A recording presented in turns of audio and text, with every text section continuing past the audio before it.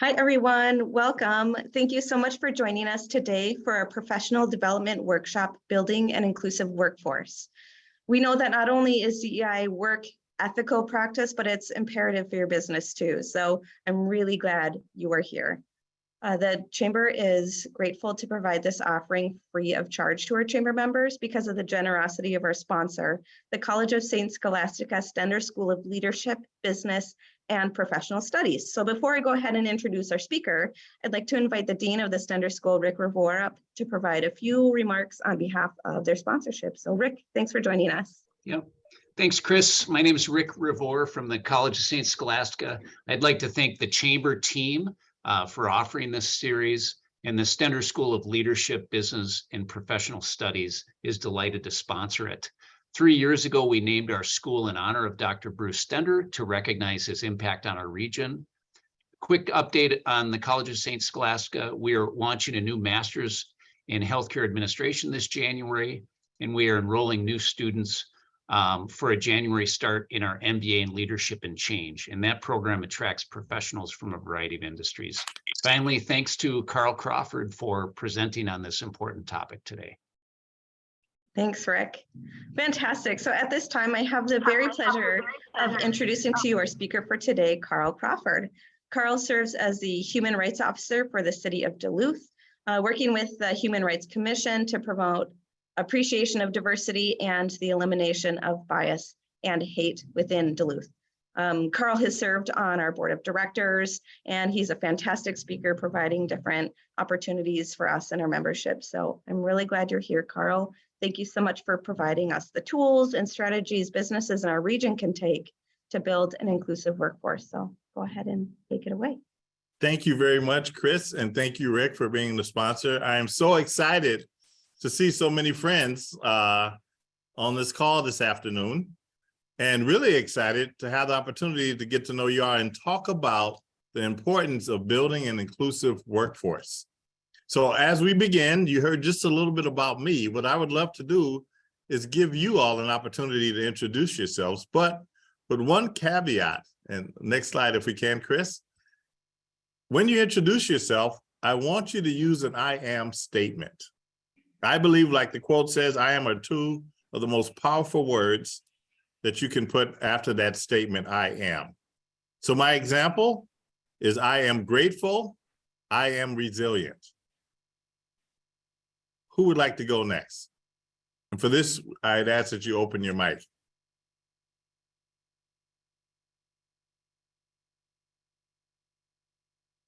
Or should we choose, Chris? Which one?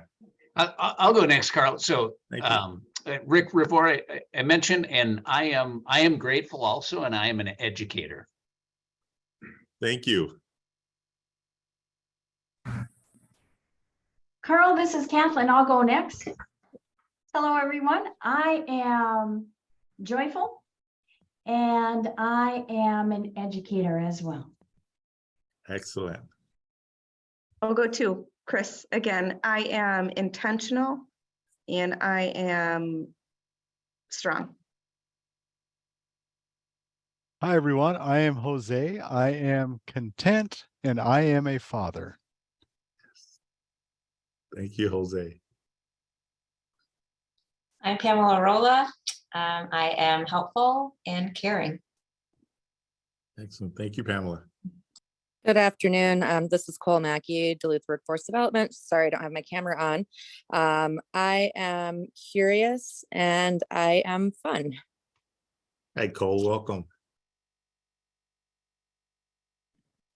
I can go next. I am Brianna Vanderheiden and I'm with Marshall School, and I am hopeful and I am inspired. Hi, Brianna. Thank you. Hi, I'm Jessica Peterson, and I am silly and I am empathetic. Hi, Jessica. Hi, Carl. Good morning, everybody. Cody Hansen with Unite Us, and I am creative, and I'm a lifelong student, so I'm grateful for this opportunity today. Hi, Cody. I'm Amber Lewis with Northspan. Oh, and I used my I am too quickly. I am hopeful. I really like that one. And I am learning. Hi, Amber. This is Joan Oswald with the Miller Dwan Foundation. Amber, you and I are peas in a pod. I'm hopeful and I am a learner. Hi, Thank Joan. Morning, this is Bruce Bach from Vocational Rehab Services, and I am curious. Hi, Bruce. Welcome.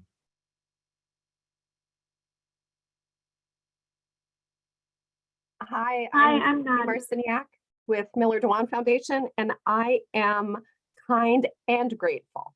Hey, Tracy. And Nadia, I believe you were next. Sure. Hi, I'm Nadia. I'm with Minnesota Power, and I am a mom, and I am always looking to learn. Thank you, Nadia. Welcome. I can go next. I'm Laura with the City of Duluth, and I am grateful and caring. Hi, Laura. I'm Jill Keppers with the Duluth Housing and Redevelopment Authority, and I am a houser, and I am an optimist. Yes. Hi, Jill. I'm Christy with Vita Pizza, and this is actually on my planner for this week, is I'm a positive role model, and I'm curious. Yes. Hi, Christy. Hi. Hi, I'm Kristen Papke with Hallberg Engineering, and Jill just stole mine. I was going to say I'm an optimist or optimistic. So anyway, thank you. Hi, Kristen. Hi, Lisa. I see you. Yep, I'm ready. I'm Lisa Peterson. I work for the Epilepsy Foundation of Minnesota, and I am passionate and I'm committed to serving others. Thank you. Hi, Lisa. Welcome. Thanks. Hi, everyone. I'm Jennifer Kuklinski of Minnesota Power. I am conscious and I am a lifelong learner. Hi, Jennifer. Welcome.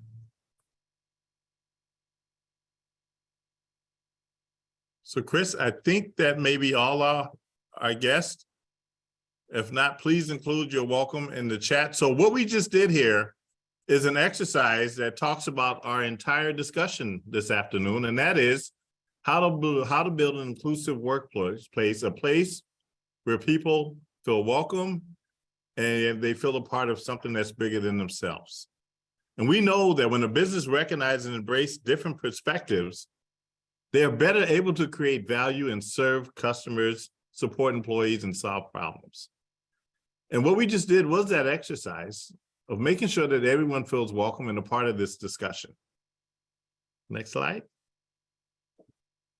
Thank you, Lori. I see you. So, I want to ask the group here, and you can use the chat or turn on your mics. How do we learn about each other? And why is that important?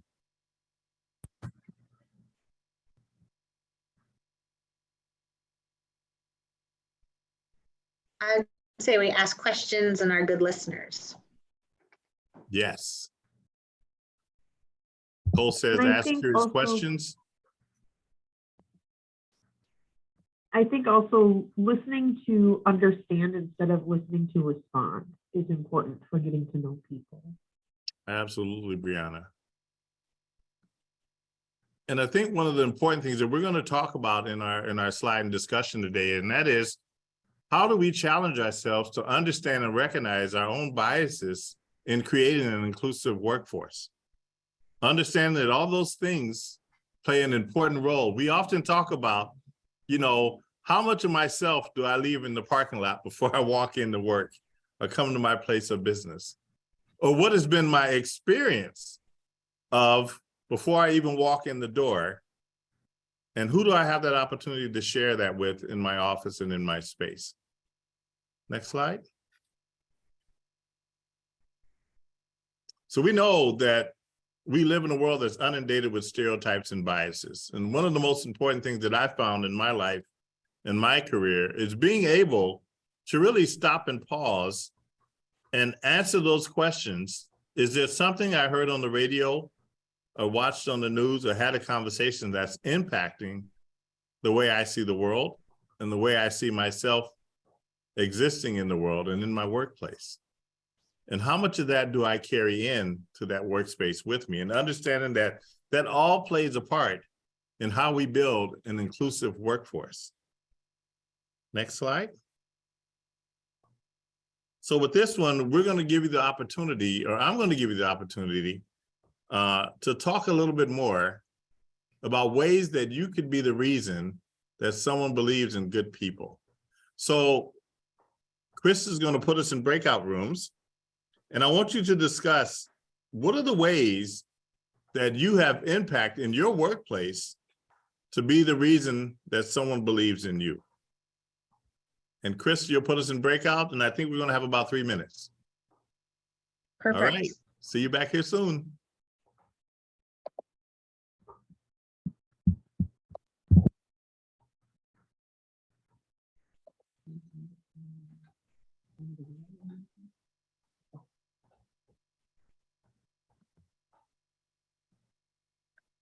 Yeah, so go ahead and hit join when you see that invitation.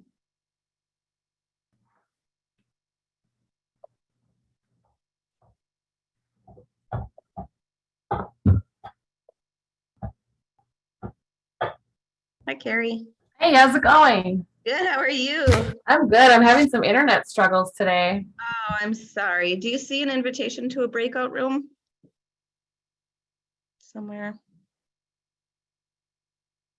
Oh, she got it. Okay.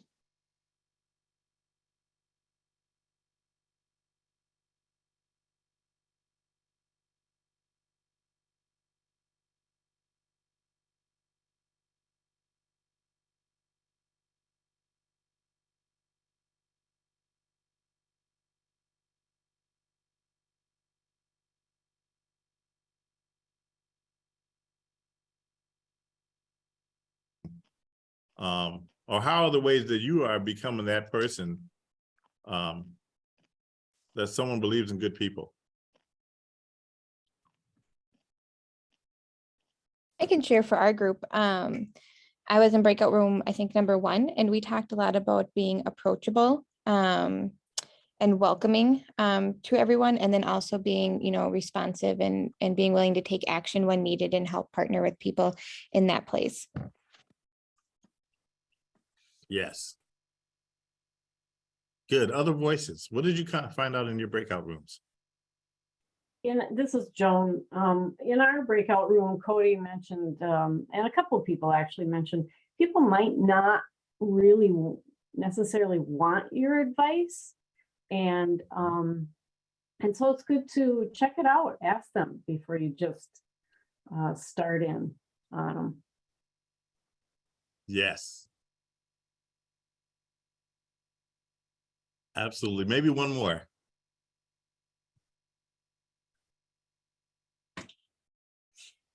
I can speak. We talked about being positive and giving folks the benefit of the doubt and just creating a positive atmosphere in the workplace. Yes. Thanks, Jessica.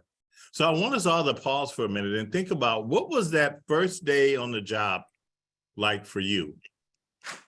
Who welcomed you? Who made you feel a part of the team?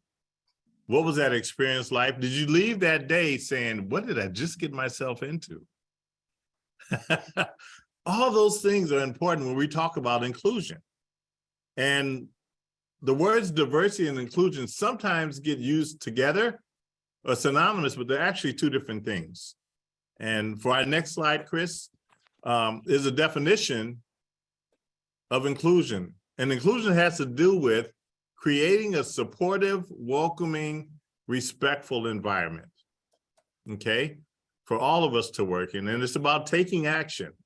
Inclusion doesn't just happen by itself. You have to be an active participant in creating an inclusive workspace and an inclusive environment. So often I hear people say, well, why don't someone do something? And my phrase is always that you are somebody and you are that person that can have impact on how your employees, coworkers, and management feels about that work culture. Next slide.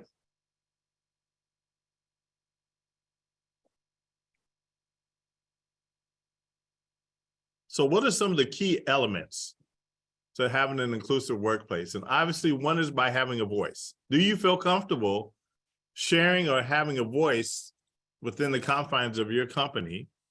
Do you feel that you belong? And do you feel valued? And what opportunities is your company creating for you to learn and develop more as an employee? And I want to pause here because for a lot of companies, learning and development happens for those folks in higher positions. It doesn't always happen for everyone. And it would be a great opportunity to relook at, is there opportunities that other folks have a better way of belonging to our company and organization if we start to provide more learning opportunities and more development to get on that same page and understanding what our mission is, to create a collaborative environment, and most importantly, how do you measure success or not? How do you measure if you have a diversity and inclusion plan and whether it's working or not? You have to set measurables so you can go back and say, you know, either we're making strides or we're not making strides, or sometimes it's, you know, we're going down the wrong pathway. We need to be flexible enough to change this and go in a different direction. Yes, Pat has a hand up. Hey, Carl. Hi, Pat. Go to video. I can't stand being inside today. It's too nice. What can you give some more examples of some of those goals? Because that is one that immediately jumped out at me, and I almost wanted to ask before you got there. But it is, you know, you can have the best intentions, but how do you know you're making progress?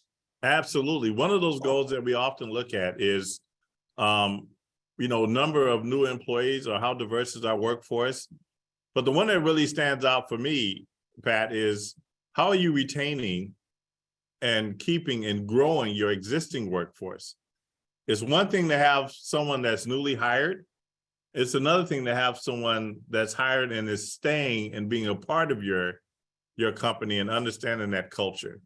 And to not always just look at new hires as an entry-level position. To look at adding diverse at the top, at middle management, to also create opportunities around the table. And those are measurable, and those are good goals to have. And then include your group based upon your core mission on what's most important for our company, for our connection with community, and then how do we get there? Thank you. So on our next slide, if we can, Chris, we're going to go back into our breakout rooms. And I want you to dig a little deep and ask yourself, how diverse is your workplace? And how inclusive is your workplace culture? Again, two questions that sound very similar, but actually they couldn't be farther apart.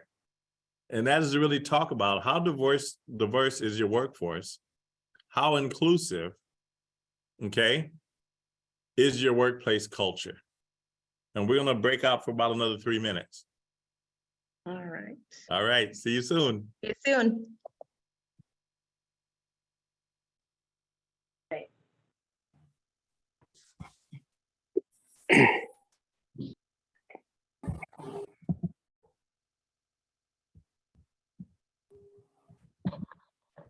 Back, everyone. I know, Brianna, you got cut off, but how was the discussion in the other rooms? I'd love to hear from you.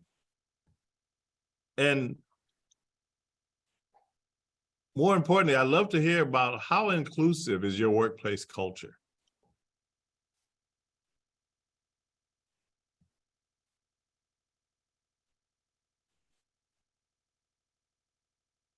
Well, this is Jill. I guess we could have used more time on that topic in our breakout group. I kind of monopolized, I think, the comments that time, but I was just telling our group that we think inclusivity continues to be a work in progress. We've worked really hard over the last, I've been there for 7 years, so the last 7 years to really create a leadership team that values servant leadership, that really focuses on meeting people where they're at, that really looks at equity versus equality. But it's a continuous work in progress. As far as our workforce goes, we've put an effort into really looking at how do we increase our racial diversity at the HRA, and we're at about 12% of our employees right now are people from the BIPOC communities, which you know, it could always be better, but for Duluth, I think that's we're going in the right direction. Excellent. Especially with the population that we serve. Yes, thank you, Jill. And I know I'm getting comments in the chat that folks wanted more time. So let's use this time. For those who didn't have a chance to answer either one of those questions, how diverse is your workplace, or how inclusive is your workplace culture? Any others want to comment on their breakout?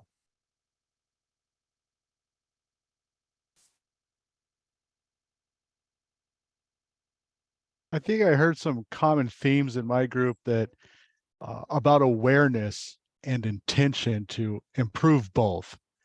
But I think there was a common theme of it's an opportunity for improvement that we all continue to work on, or it's a work in progress. So I think that was a common thread through our stories. Excellent. Thank you, Jose. Anyone else? This is cool.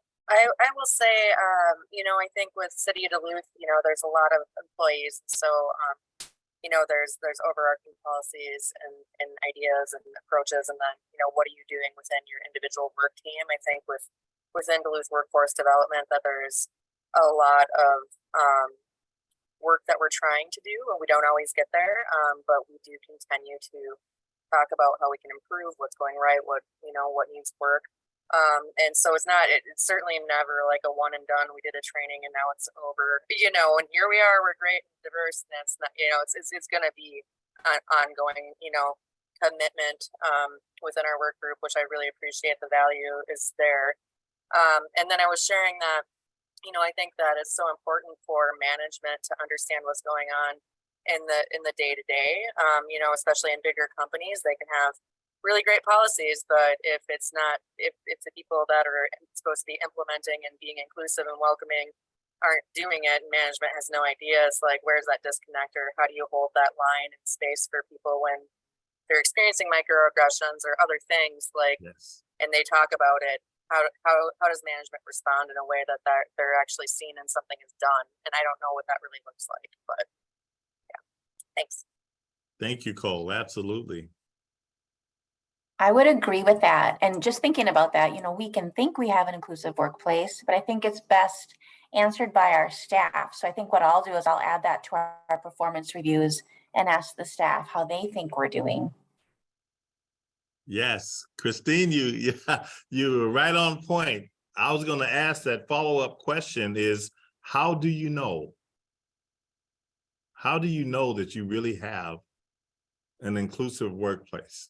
And we know that after the murder of George Floyd, many companies took a huge leap and said, we're going to become more diverse and we're going to create more opportunities to build an inclusive workforce. And many were stuck with the idea of where do we start and how do we begin? And some of that I call was paralysis by analysis, where a lot of companies just got stuck and just did nothing. And there's impact for that indecision as well. And there's never a right time to look at rebuilding or looking at your workforce and creating diversity.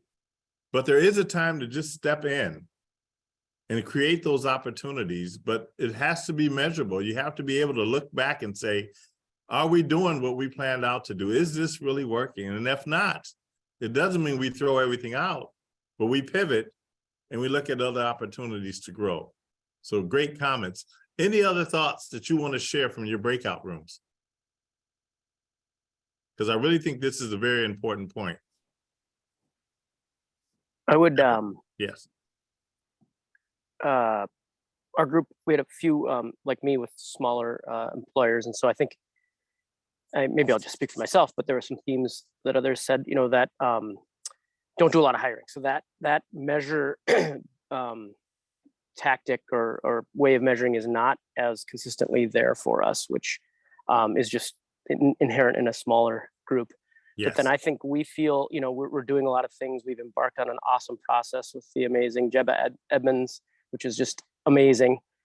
But I think at least I will say for me as a leader, I feel like good about it. I feel like we're being inclusive. And then I kind of find myself, are we doing enough? Are we making the progress? Which I think is healthy questioning, you know, and not just sitting back like, oh, we're checking boxes. But I do feel at times discouraged that we're not doing enough. And so it's a little, I think, a little harder without some of the more measurable things in a small business, but got to keep going.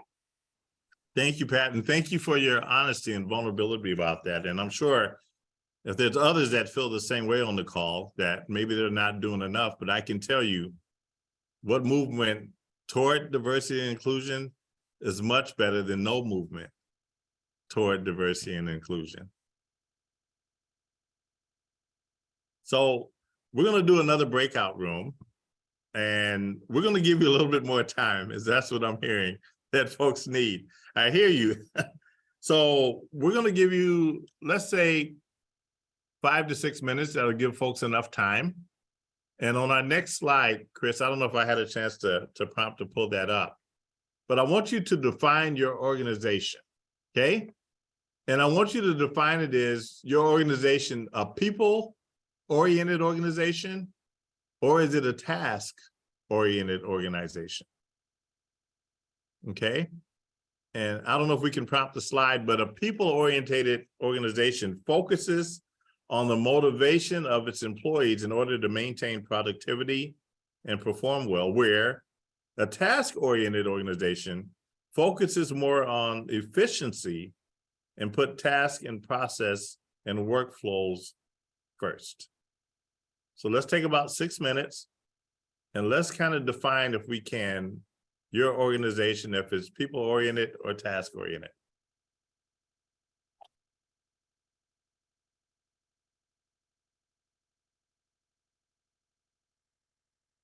The opportunity to talk about and identify your organization, because I know for some, that's where the hit or miss happens, when some folks may join a task-oriented organization and not realize that they really need that people connection and how to make that happen. And there is a way to do both.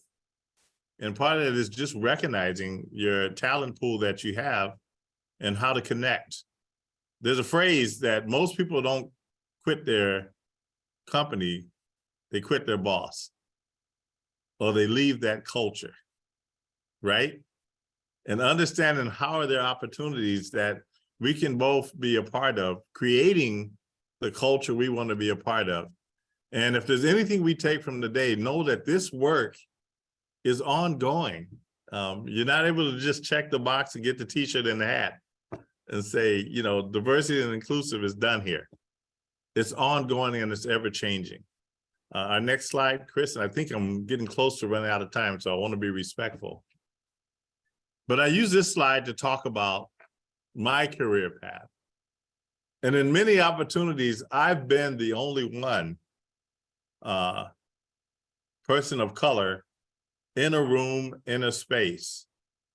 And often I would look for those who could help connect, or just giving a welcoming smile or accommodations to welcome me into that space. And again, for some places that are not familiar with some of the micro inequities where meetings are held, maybe it's the restaurant or the atmosphere, all those things I can tell you in my life has mattered on the way that I show up.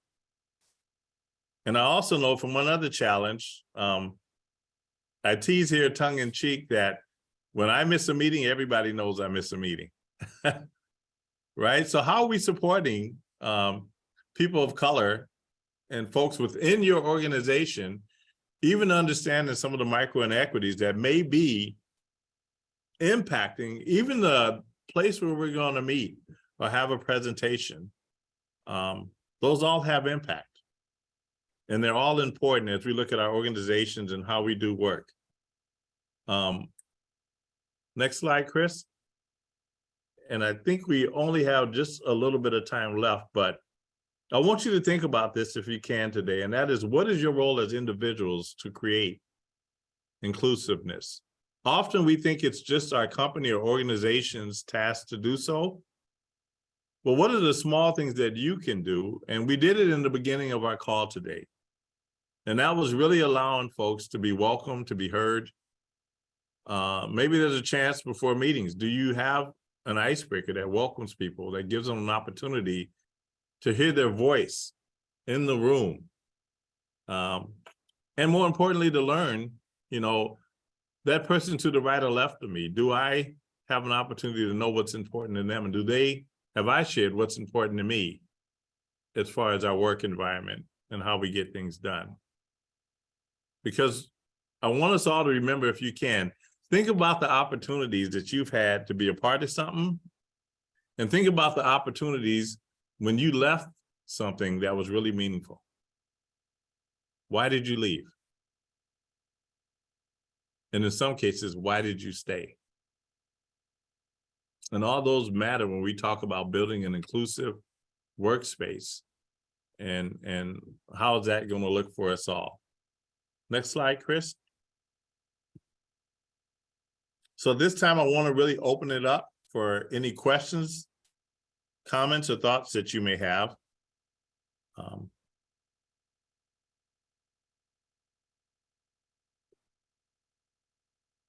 And yes, please, you can still use the chat.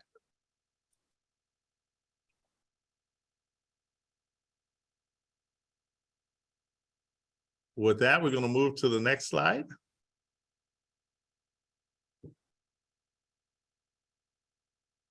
And I really want to thank you for your time, an opportunity to spend with you today, and just hopefully know that maybe we just left a little thought, a little nugget for you to kind of look at your own organization, identify if it's task-oriented, if it's kind of a people-oriented space, and understand what are the roles and opportunities we have to all play a part in creating a really successful opportunity, not only for growth within your organization, but it actually leaks outside to your community and building that more beloved, diverse community that we all want to live, work, and play in.